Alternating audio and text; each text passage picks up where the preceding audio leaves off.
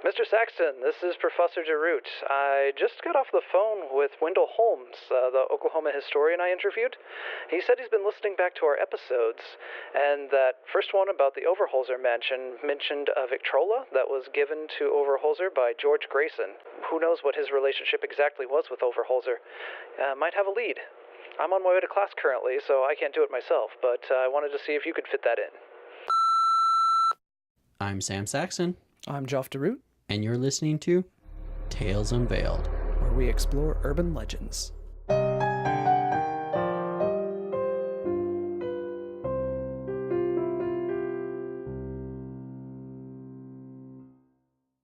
This episode of Tales Unveiled is sponsored by Okie Comics.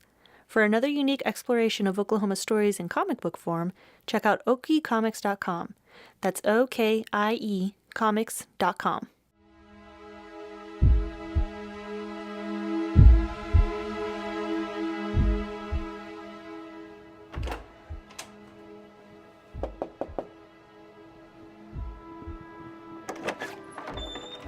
Hi, how are you? Come on in. I'm doing well. Thank you for meeting with me on such short notice. Absolutely. What are you up to today?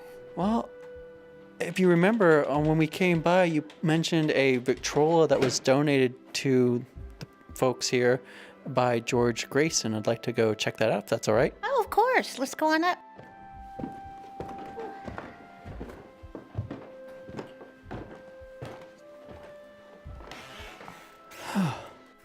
This is the one you were talking about, isn't it? Yeah, you said this was donated by George Grayson? That's right. Yeah, you mind if I take a closer look at it? Absolutely. That's it right here in front of us. Lisa and I began inspecting the Victrola, opening up doors, checking for any hidden compartments, you know, that sort of thing. We didn't discover anything unusual. That is, until we moved it away from the wall to look behind it.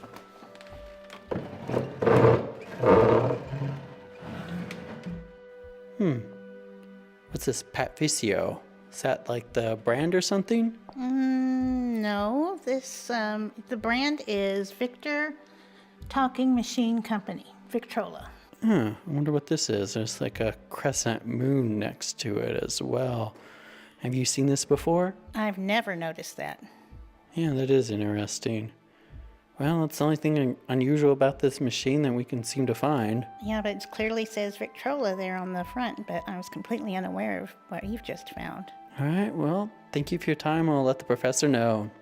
See if this helps him out. Well, you're quite welcome, and you can come by anytime if you need to do some more research on this.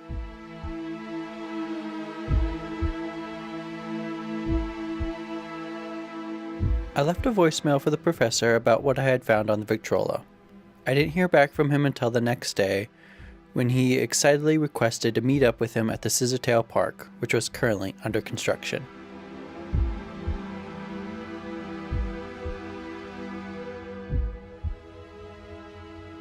All right, Professor, so what brings us to Scissortail Park, or, well, soon to be Scissortail Park? Well, we aren't here for the future, we're here for the past. This was once the Chinese district for downtown Oklahoma City, and home of the famous Chinese tunnels. So I've been working with several of the construction crew down here and greasing a few palms, and they have let me know that there's an entrance, as they found back in the last construction during the 1970s. And let me guess, you want to go check this out? Why wouldn't you? This is part of history that no one's ever seen, not for decades. All right. Hold on. All right, I'm going to put a wireless, if we're going to do this, I'm going to put you on a wireless mic, just in case, so that way we can get good sound. So, all right, hold on. I'm going to stop recording and get you set up. All right, let's test your mic out. Test. Do, re, mi. Okay, we're getting good sound levels. Okay, good. This will free up my hands for more notes. I'm expecting a good deal of fines today. Well, I hope this will be worth potentially trespassing. You did bribe people. I didn't say that. Not on tape. You can delete these, right? Yeah. Okay, very, very well. No. I just happened to have come across some information. We should go this way. Crawl under this fence, and then we'll hop this next one. It's the day before Thanksgiving, so at least there's nobody here.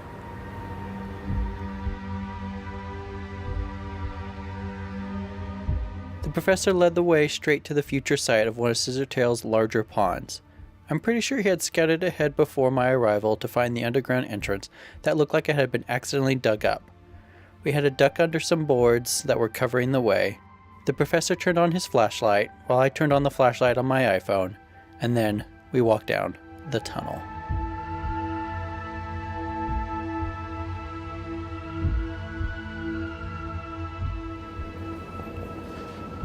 I'm so glad I brought my good flashlight.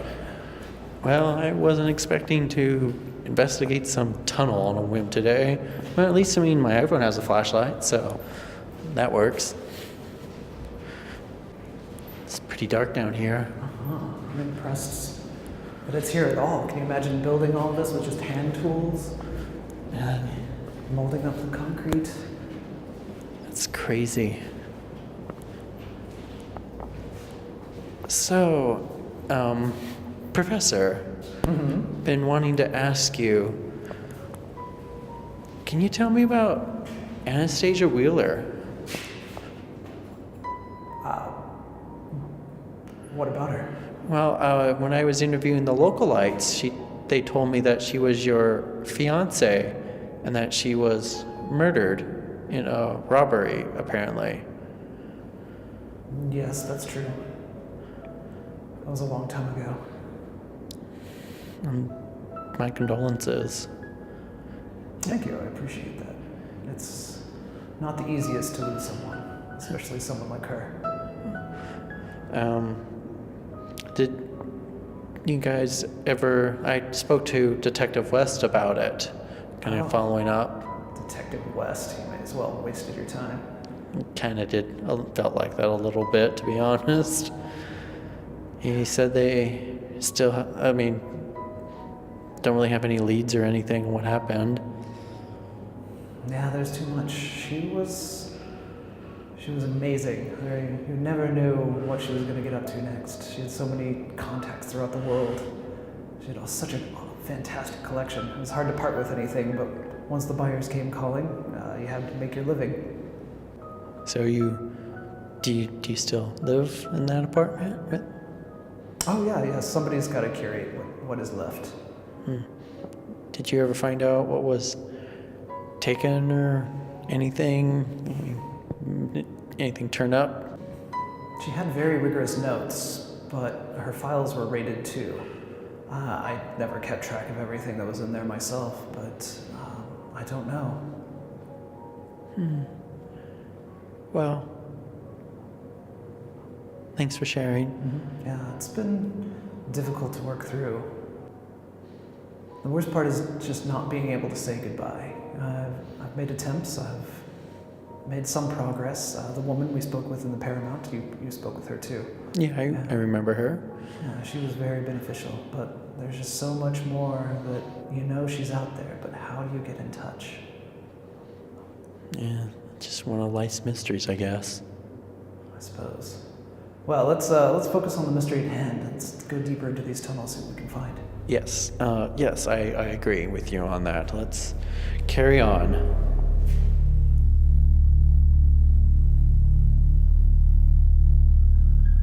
We had walked for about half an hour, give or take a few minutes, in a short and narrow concrete tunnel before we got to a change of scenery.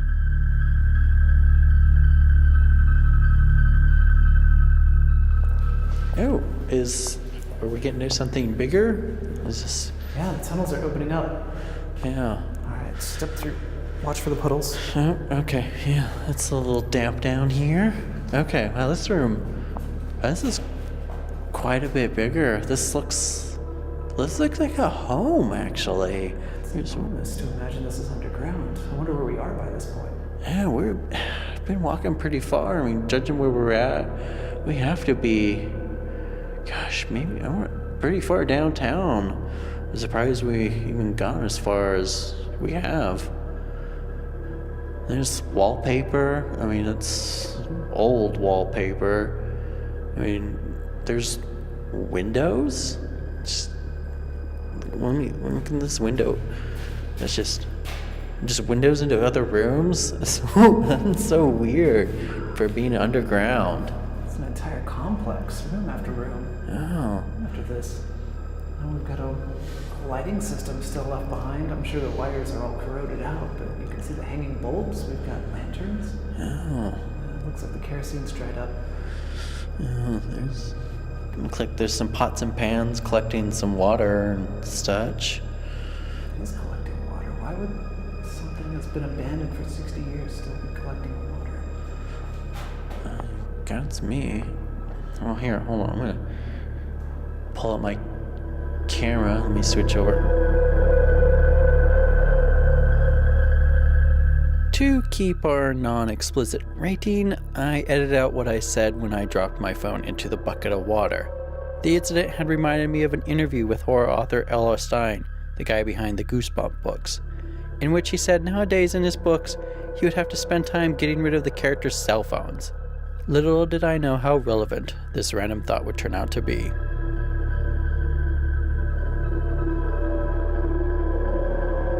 This is useless now. I'll hold on to it. Maybe I can put it in some rice or something and try to save it later. Keep it off. Don't want to try to fry it. At least we still got your flashlight.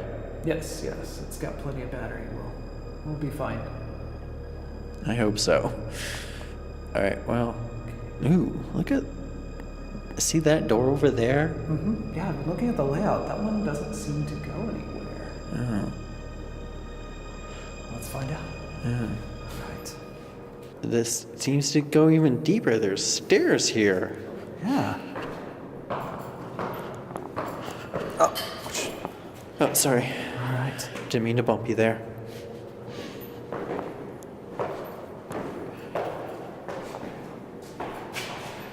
Wow, look at those doors. I've never seen a door like that. Look at all these leather straps all over it. So we're looking at hand-carved wood, a few images. Everything's so wet and rotten, it's hard to tell exactly what it's supposed to be. Almost seems like a floral scene, except too heavily shaded. And the trees don't have any leaves on them. I've never seen anything like that, and I've seen quite a bit of art myself. Wait, here's a card. Well, it's all written in Chinese. You don't happen to know Chinese by any chance? Not me. Not I don't know. Well, my phone's wet. It's not like I can pop up Google Translate. I probably won't even get a signal as deep as we are now. That's why I left my phone in the car. Smart thinking. I'll pocket this and see if we can translate it later. Yeah. Hey, Professor, that crescent symbol that's right next to the Chinese lettering, that looks like very similar to what I saw on the Victrola at the Overholser Mansion. Yeah. And some of that lettering doesn't look Chinese. I don't know what it would be, but it does not look Chinese. Maybe mix of Korean? I'm not... Was there anything near the symbol? I mean, there was just a phrase. What did it say? What was the phrase? Patefacio?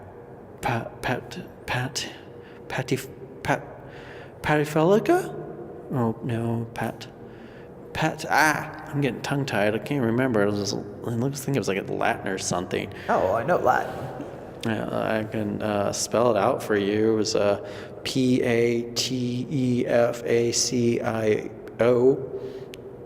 Yeah, Patefacio. Did you hear that? I did. What was that? It sounded like a door clicking open. You want to give it a shot? Well, we've come this far already. All right. Here, we'll clear away some of the leather.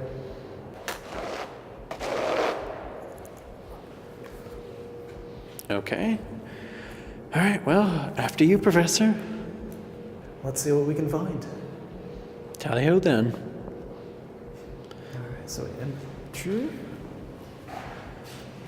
This room seems even darker than the others. There's less decor, more... The windows are all broken. Looks like... Is that a claw mark? No, surely they can't be claw mark. Maybe someone was scraping their keys or something. If they were keeping dogs down here, they would be massive. Yeah, it's like way bigger than a horse puppy. Something's not right in here. It just doesn't feel right. Yeah, I think I'm inclined to agree with you. It's certainly giving me the heebie-jeebies. Yeah. Feel that too? It should be still, like the tunnels. The air's moving. What, you think someone else is here besides us? Ooh. I think it's breathing. It's not just moving in one direction.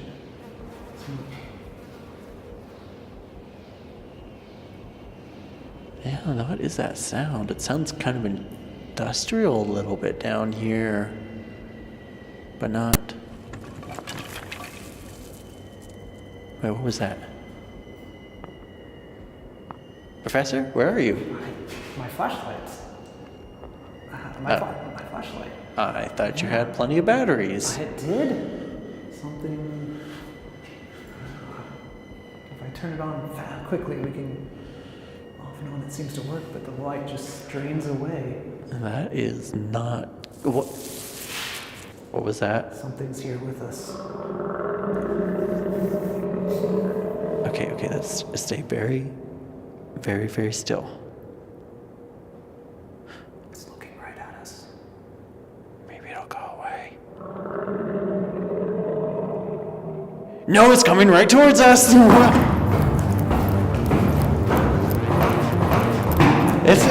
Is it still behind us? It's coming. Crap! Well, do something! You got something? Oh, well, that slowed it down. All right, come on, let's go. Close the door.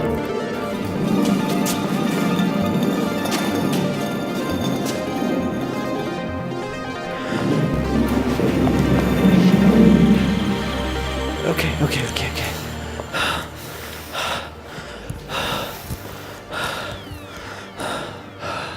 Are you okay? My notebook. It's just a notebook, man. No, it's my notebook. It's our notebook. Whatever it was, it didn't seem to like it very much. Well, you did hit that thing on its eye. Was that an eye? It seemed too big. Oh, I thought other things on it were its eyes. Whatever it wasn't anything described by science. no, I'm pretty sure I've never seen that in National Geographic. Well, it doesn't seem to be... I mean, I don't hear it thrashing at that door. Yeah. But I don't want to push my luck, so let's go back upstairs and let's leave this place, and maybe we can get a team of people here or something. Maybe some people with guns or something. I mean, I'm not one for violence. You think a gun would hurt that? I think we need a priest.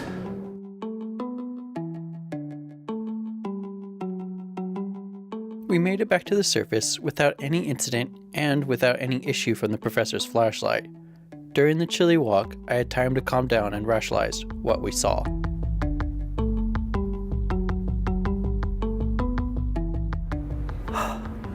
I can't believe what we just saw.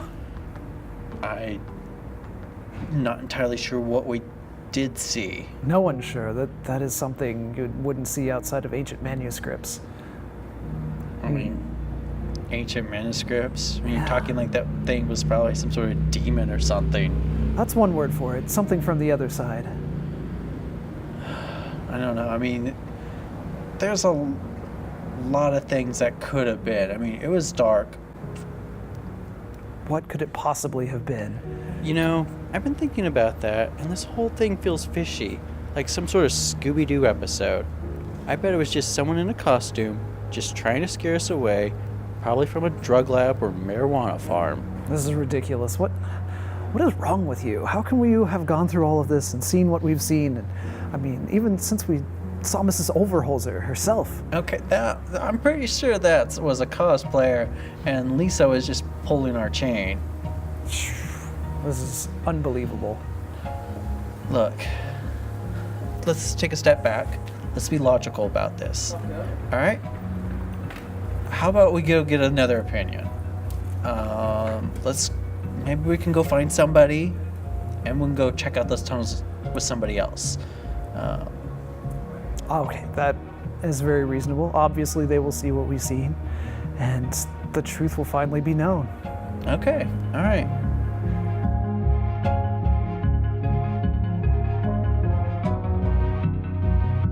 We made our way to the professor's car, which was parked in a free parking spot way out in the Film Road district.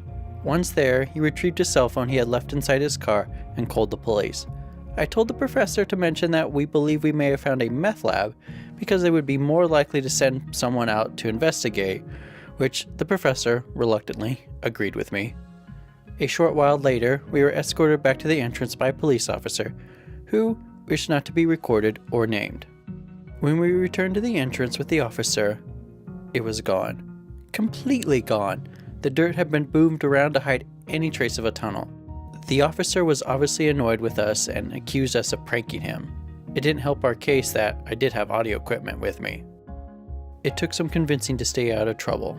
After he wrote up a report and let us go, the professor and I walked back to our cars.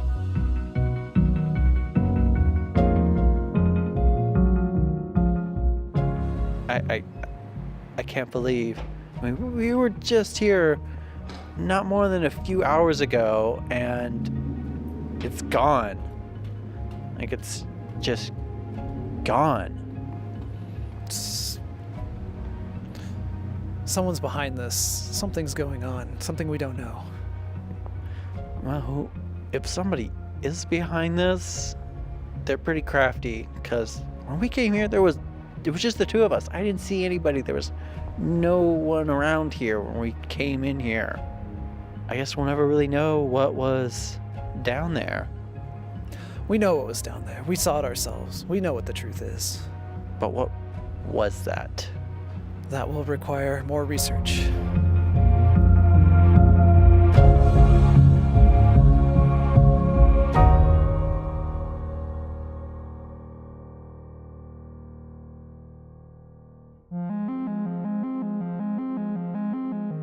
Tales Unveiled is a production of the Show Starts Now Studios and is produced by Dennis Spielman. The voice of Sam Saxton is Dennis Spielman. The voice of Professor Geoff DeRoot is Jeff Provine, featuring Lisa Escalon as herself. This episode's advice comes from the quotable Will Rogers. Do the best you can and don't take life too serious. We hope you enjoyed the season finale of Tales Unveiled. Be sure to follow us on social media and check out our website at talesunveiled.com for news about Season 2.